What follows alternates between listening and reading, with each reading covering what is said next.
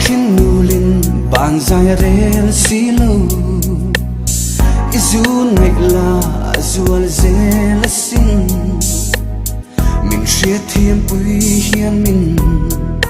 tor bùi về xí lâu mình chia thêm bùi xí lâu thấy sẽ in ru in sang run ca in trả lại bangin kapom may dur chan nghe cả đi lâu dur cả đi dọc mây ta lên mà sẽ khoan min ve nhìn min hoa hình rêu xe cả tan hôm na hel nghe yang tin du thu cả sam tuần mang chẳng luôn lâu xe cả ngày em chế xin cả thằng bé chế xin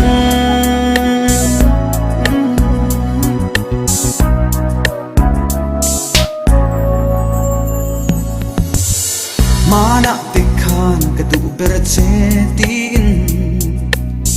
len ruan zinga ka sak ning nen lamin ka mangai ber ini tin ka trang i vei zan kha eng tin hian nge ka sing nun rai ra hi len ruan zinga a hui ve ta kam le isut le hi ka ring phalo asin ma se khoan min ve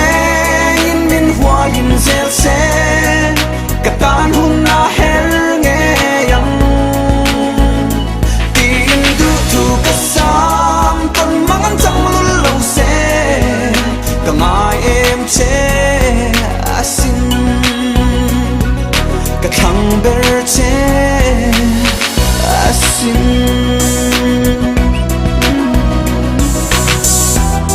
thấy chẳng về xe ruột hôn ngã lên đường mì tu thu xa mắn tham răng lâu sẽ đi tu lại ít tên lâu chuồn sinh nuôi hi mà tên cái chia thiêm lâu cái thằng bé che asin cái đi đủ lại